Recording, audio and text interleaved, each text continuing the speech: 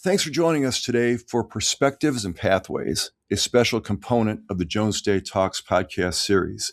With these programs, we try to bring practical advice and insights to law school students and lawyers just starting their careers.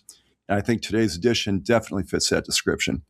Jones Day's Miguel Eaton, who leads the firm's employee benefits and executive compensation practice, is joined by two associates, Stephen Collier and Anthony Kim, to talk about transitioning from law school to work life as a lawyer. You'll hear tips on handling different types of interviews, how to make an impression during the recruiting process, and a few remarks on building your personal and professional brand after you've landed that job. Keep it here. I'm Dave Dalton. You're listening to Jones Day Talks. Stephen Collier joined our new lawyers group in 2025 and is based in the firm's Columbus office. A graduate of the Ohio State University, he was a four-year member of the school's football program, where he was part of two Big Ten championship teams and the 2014 College Football Playoff National Championship team. And Anthony Kim focuses his practice on commercial financing, representing banks, financial institutions, and public and private companies in secured and unsecured credit facilities. Anthony also has experience with civil and government investigations, including large volume document review and drafting. And partner Miguel Eaton co-chairs Jones Day's employee benefits and executive compensation practice. He also leads the firm's Veterans Initiative and serves on the Washington office's recruiting committee. So there's nobody better to talk to young lawyers about what it takes to take their career prospects to the next level than Miguel. So Miguel, thanks so much for taking some time to do this. You guys start talking. I'm going to be here. If something occurs to me where I'd like to chime in or do a follow-up, we'll go. But otherwise, Miguel, please take us away.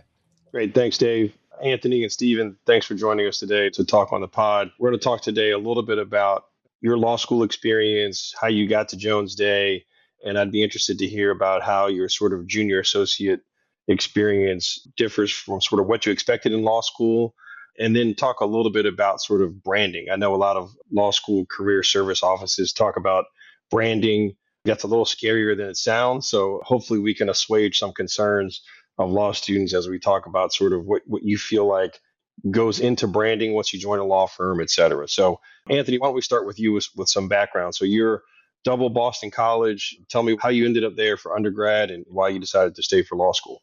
Yeah, thanks for having me. So I grew up in the Berkeley, California area in a family of four. Notably, I'm an identical twin. I always catered more towards like the social sciences background, my brother more towards medicine. And when it came to picking undergrads, I always was interested in the East Coast. That's where my parents met. And that's where I was born, but didn't really spend my childhood there. So I was always strongly interested in schools like Boston College and was fortunately accepted. So had a really great 4 years at BC and naturally thought to continue my education there for law school. So went straight through and have now been in Boston for 8 years and been really enjoying it. Great. How did Jones Day get on your radar as a law student? I know even myself, 20 years ago in law school, the firm names all sounded the same. It was kind of hard to differentiate. So what put Jones Day on your radar and what brought you here? Yeah, so for my first year of law school, I was definitely learning the lay of the land, learning all these different big law firm names. And I was fortunate to be invited to the firm's 1L Perspectives and Pathways Conference. This is a weekend conference that takes place in one of our offices. The year I went, it was in the Dallas office. And that was a really wonderful opportunity for me to meet folks across the firm, as well as learn about some of the firm's specific programming. The one program I was really interested in was the New Lawyers Group. That's the firm's first year program that allows all first year associates to explore all practice groups they're interested in. That's a great way to figure out what you like, what you don't like, what you think you could really excel well at. So I knew that was something I wanted from my experience because I knew as a law student, I had no idea what I was going to do for a practice area. So those were some very major pulls for me to join the firm. Great. And Stephen, turning to you. So you went to the Ohio State University for both undergrad and law school. Are you from Ohio? I'm not actually. I'm born in Atlanta, Georgia, just outside, actually in a suburb called Marietta. All right. And so football took you to Ohio State and you were a quarterback on a national championship team. So playing a sport in college at that high level and having that kind of team success, describe what that was like. Did you were going to have a feeling you were going to win a championship at Ohio State, or what was the feeling of choosing Ohio State to be an athlete, a student athlete? No doubt. For sure. Yeah, student athlete, no doubt. When I was getting recruited, Coach Urban Meyer at the time, he expressed his desire to win a national championship here at Ohio State like he did before at the University of Florida. And that obviously, as a 16-year-old, was appealing to me. And luckily, we had a magical run that year, a lot of hard work, a lot of grit, and we got it done. So I'm just really glad to have been a part of that experience. It really was life-changing in a number of ways, and I still carry a lot of the lessons that I learned. Not only do I carry them throughout law school, but still now in my practice today. So it really was a blessing, a great opportunity. I'm going to jump in here. I said I would, as the situation warrants. Miguel's very modest. I've known Miguel for a while. Miguel attended the U.S. Naval Academy prior to going on to law school at Duke. He was on an NCAA, Sweet 16 team, Miguel? No, not 316. No. We just made it to the tournament. We lost in the first round. All right. We were a 16 seed. We were a 16 seed, but 16 is in there somewhere. The point is you were invited to the dance, right? So I apologize. Yes. I got excited a little bit, and he was also a national collegiate boxing champion, heavyweight division. So anyway, so Stephen, you're in good company here. You flash that ring all you want, but this guy could probably knock out anybody you played football with. Right? No, certainly. I'll stay away from Miguel when we get in the ring for sure. I don't know about that, but thanks, Dave. That was a long time ago and some good memories. But so, Stephen, I would imagine there probably weren't a lot of guys on your team that were going to law school. So can you tell me a little bit about just the process you went through, like how early you knew you wanted to go to law school and when you really made that push to make it happen?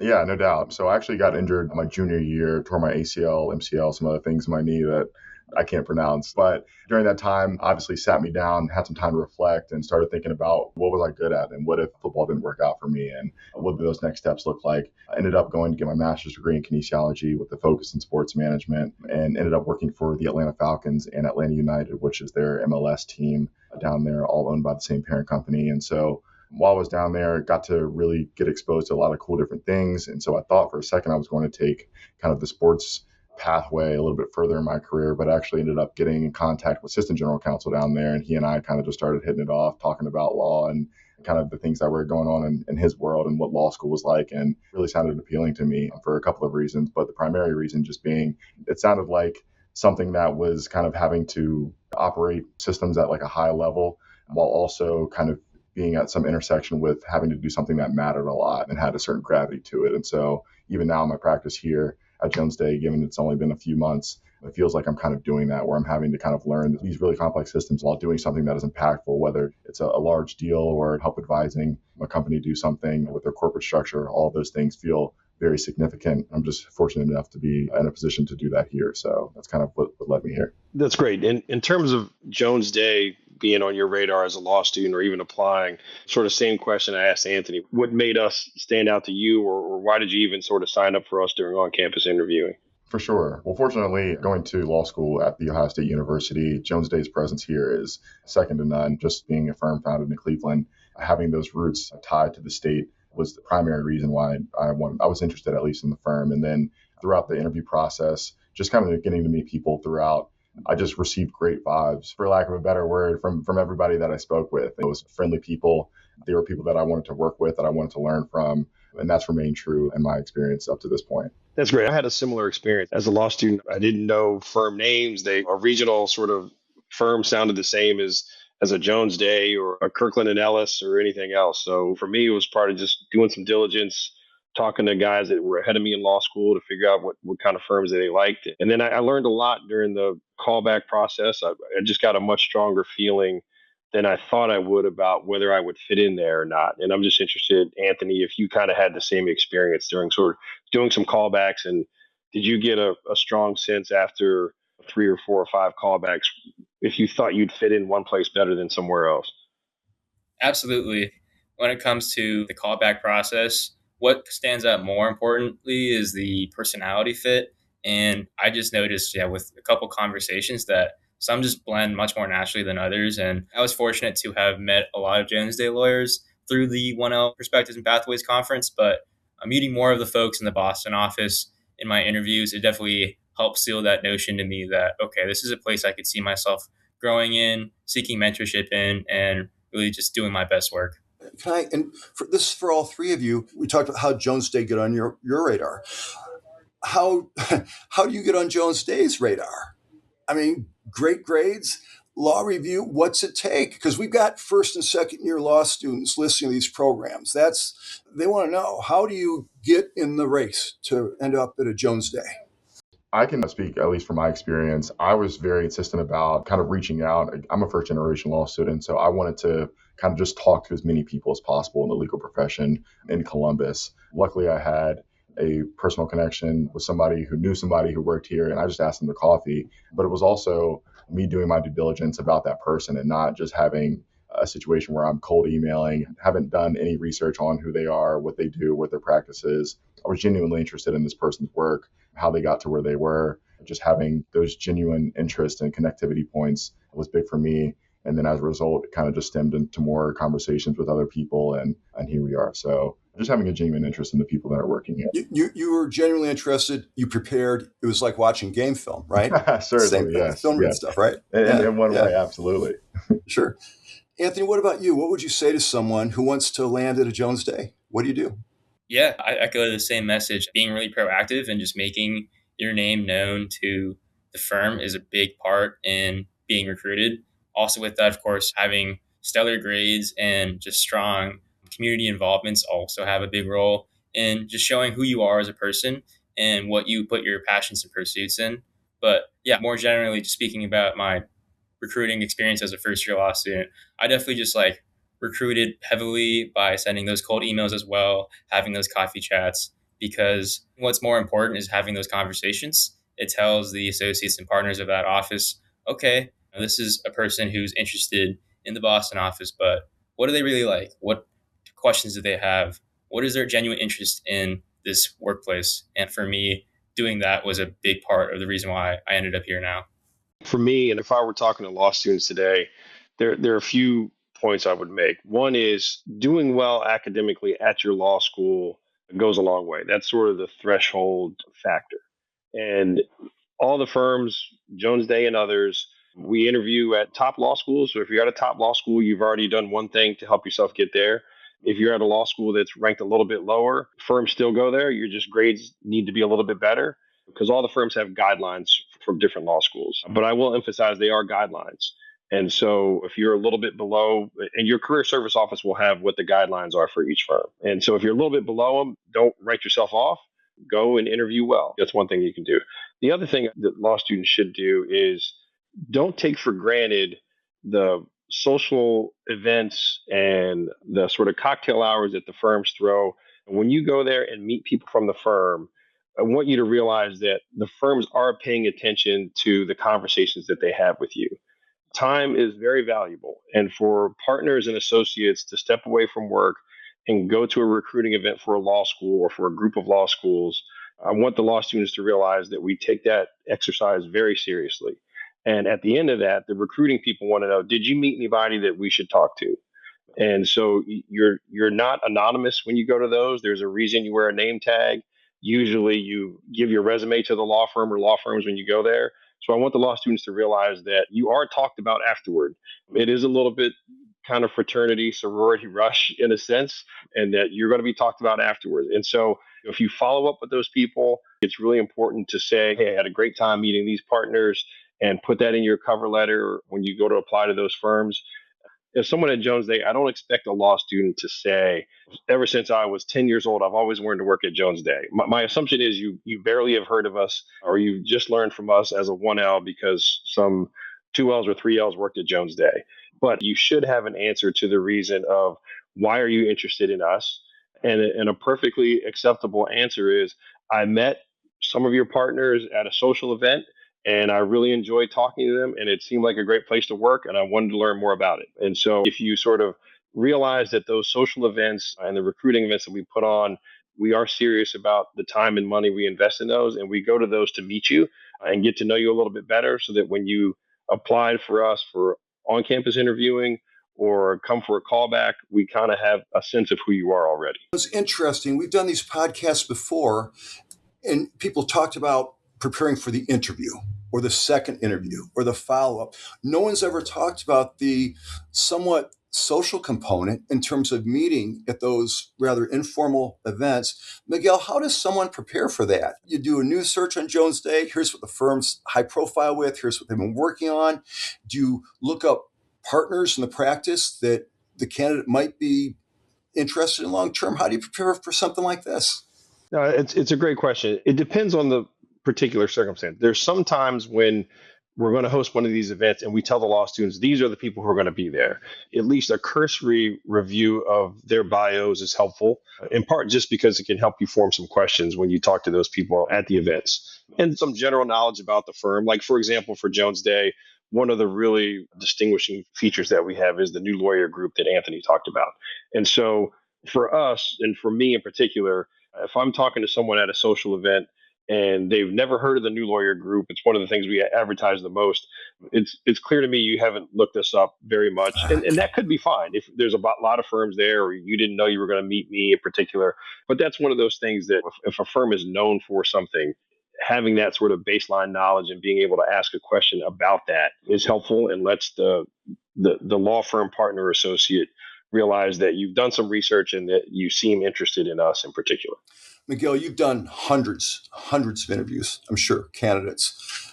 What makes somebody stand out in the first 20 or 30 seconds? This candidate, he or she, very poised, obviously bright. You've seen the resume.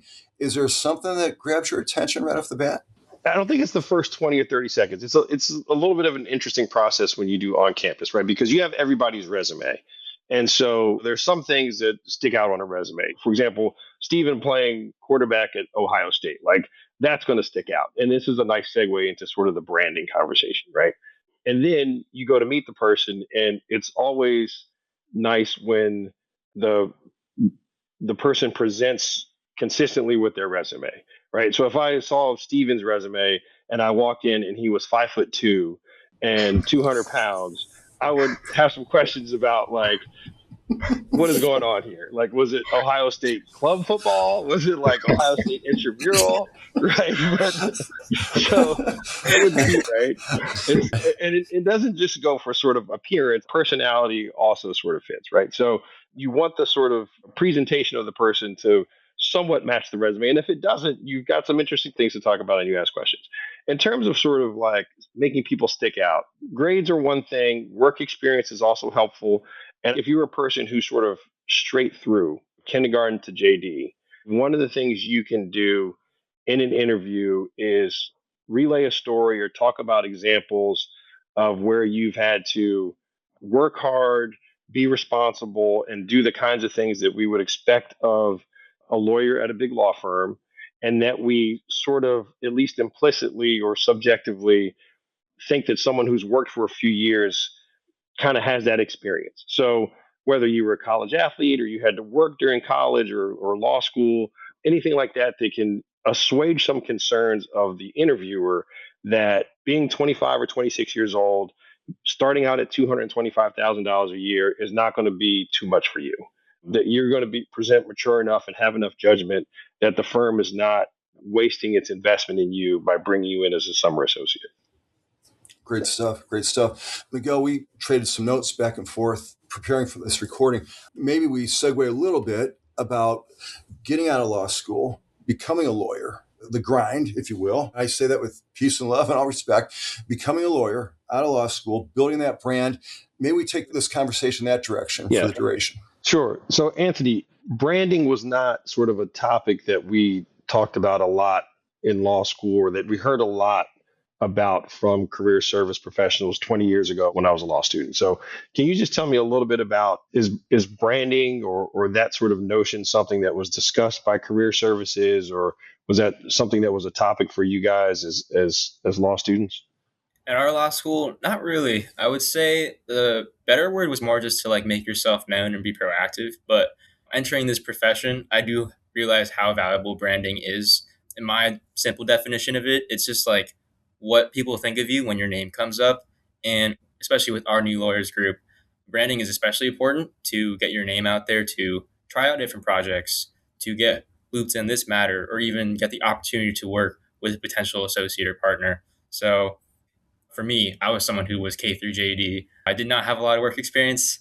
I had a couple of part-time jobs through my college and law school time, but when it came to joining this profession, there definitely was a steep learning curve. It is a little bit night and day when it comes to the law school experience and the big law firm experience, but I do think by promoting yourself, you can put yourself in the right direction. For myself, about the mentorships I've been able to gain through those cold reach outs to folks across the firm, I can think of 4 or 5 people that I reach out to consistently for career advice within my practice group, but also not within my practice group. So by having that ability to brand myself and also just really grow my network, that's been helpful in managing this transition from school to law and also to help promote myself within the firm. And Anthony, do you feel like you've had to do, when some people hear the term create a brand for yourself, that you feel like you have to do some really extraordinary things, like have a TikTok page or write articles or do all that kind of stuff? Have you felt like it was that sort of intensive or those many extra steps, or is it more do good work, be somebody who's in the office, et cetera, and that helps create the brand in and of itself? I think it's more the latter. Just showing that extra step of initiative is really what helps get your name out there. Providing good work quality and being responsive are great initial steps. But like when it comes to, let's say you're on a document review and 500 extra documents just got sent out, but they need to be produced the next day. Being willing to step up and say, hey, I have time tonight to look through those and take that first pass, that can play a big role and also be super helpful in just showing what your brand is and helping demonstrate that to the associates and partners you work with. With that too, just making yourself known in the office by stopping by some doors when you have some free time and saying, hey, and also asking questions when things come up. Just taking those little extra steps really do go a long way and are more valuable to the brand rather than, as you say, creating a TikTok page or doing something big and illustrative. And Stephen, what about you at Ohio State Career Services? Was there a lot of talk of branding? Was it phrased in that way, or was it more sort of organic, like doing the things Anthony talked about? Yeah, no doubt. Definitely more in line with Anthony's approach. And it was less, I guess, explicitly titled branding and more so just kind of like your professional reputation, right? Like, what do people think of you when you're not in the room, as Anthony mentioned? And to his point, yeah, all those things are done not with the kind of flashy things that you see. And there's nothing wrong with that if that is indeed what you feel like you need to do, depending on your specific circumstances. But I found that the best approach is similar to Anthony's and just kind of being somebody who's known as being reliable, on time, precise, pays attention to detail. Things are much more valuable to me as opposed to kind of the more flashy front-facing things that you might see online. What about leveraging a strength? Everybody's really great at something. You're a numbers guy. You're a people person, whatever. By the time you're in your 20s, you kind of know what you're good at. And how do you apply that to your career track and building your profession? It's like, I'm pretty good in a social setting, or I can read financial statements. Like I've got an undergrad in accounting, whatever. How do you promote yourself to make sure that your colleagues, your clients know he or she is great and this is a strength? Is there a way to do that without being obnoxious? Yeah, let me take that one as sort of the more senior lawyer here. Look, I think you're right, Dave. There are people who it is not common for lawyers to be really facile with spreadsheets. And in fact, one of our partners who was an accounting guy, accounting major undergrad, he got a lot of deposition experience early because he could really work with financial experts easily. And he's in our battle group. So he does business and tort litigation. And so those kind of really sort of objective things, people know what's on your resume. And if you're on a case team and you're the one that's like, yeah, I'm happy to look at those spreadsheets. I was an accounting major. A lot of times people know you were an accounting major anyway. Sure. But if they didn't, if there's some skill set, either a language skill or something, you can raise your hand and say, I'm happy to help if this comes in. And that's not obnoxious. That's showing something that's going to help the team perform better. I think for the social stuff, that's pretty evident from day one too. I tell law students, any lawyer who says, man, I wish I was a summer associate again. I'm like, really? I mean, I'm an extrovert and I like being around people, but it's a 10-week job interview. So I really wouldn't want to be a summer associate again.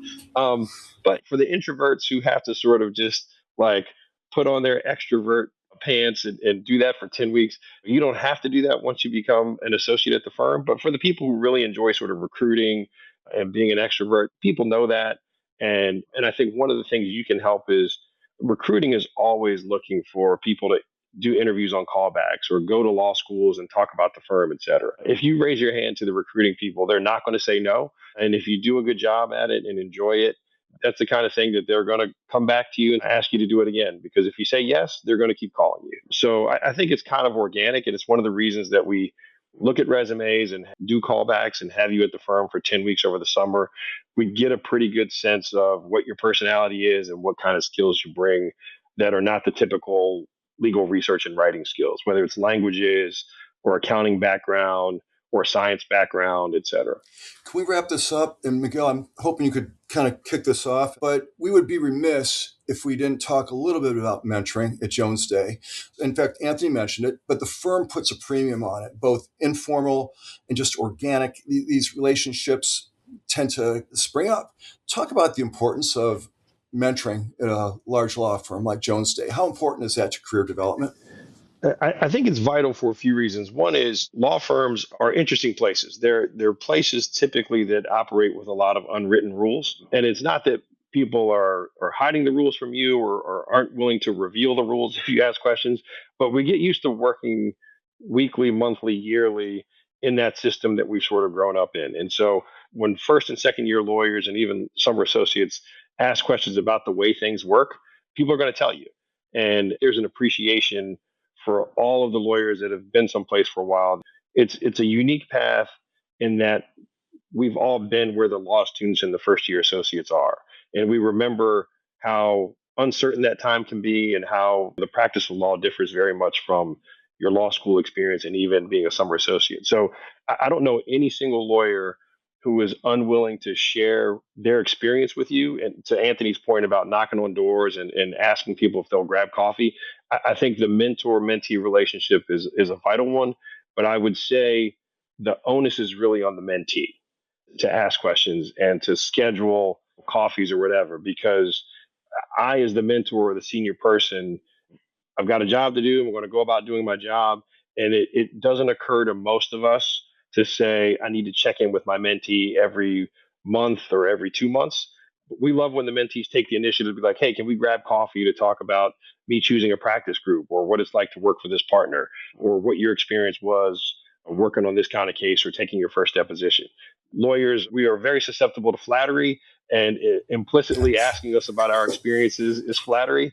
And so almost all of us are happy to tell war stories about the first time we took a deposition or working for that really demanding partner. And so I think the junior lawyers will learn a lot from that. They just have to, I think, take the initiative to ask and set up the time. Anthony, Stephen, wrap us up. Talk about mentoring and what you've experienced so far. Anthony first, please.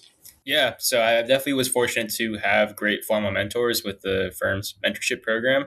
And I definitely echo what Miguel was saying, is it is more on us to make those reach outs and to ask those questions. Because, I mean, the mentor, how are they supposed to know, oh, I'm struggling with XYZ item? So I think that was a great benefit to me my first year. But also, as I discussed earlier, forming a lot of informal mentorships has also been very valuable. And for me, that came as simple as even reaching out through email to folks in cross offices. Also, as Miguel said, knocking on some doors and saying, hey, do you have a second to chat? And that's proven very valuable to me today, too. It's really nice to have people that will always support you and are willing to ask some of those questions that you may think are a little difficult to answer or something you wouldn't want to shoot off right away to the partner. So mentorship is a valuable exercise and something I'll definitely keep doing throughout my associate years. Stephen, what if you found a perfect mentor at this law firm and she's great? It's like, I can learn from this person. It's going to be awesome. But you find out she's a University of Michigan grad. What do you do, Stephen?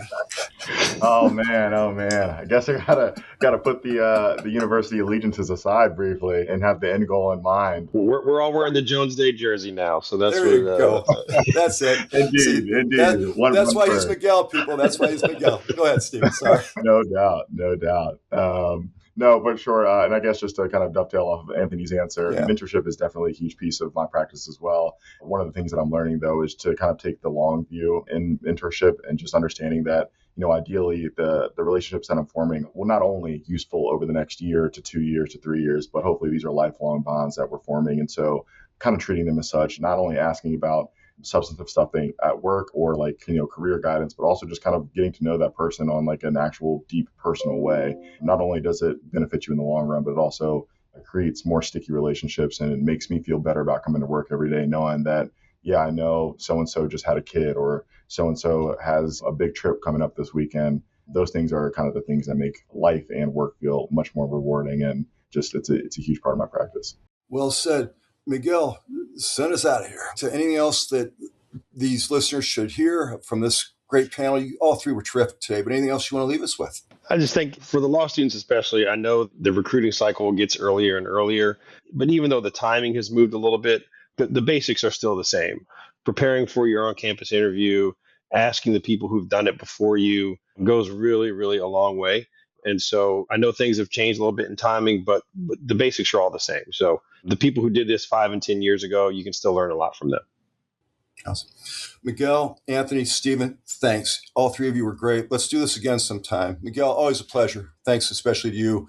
Know how busy you are and how valuable your time is. So thanks for leading us through this discussion. Thanks, Dave. For contact information for Stephen, Anthony, or Miguel, visit jonesday.com. For information on career opportunities at Jones Day, go to jonesday.com/careers. As always, we thank you for listening. I'm Dave Dalton. We will talk to you next time. Thank you for listening to Jones Day Talks. Comments heard on Jones Day Talks should not be construed as legal advice regarding any specific facts or circumstances. The opinions expressed on Jones Day Talks are those of lawyers appearing on the program and do not necessarily reflect those of the firm. For more information, please visit jonesday.com.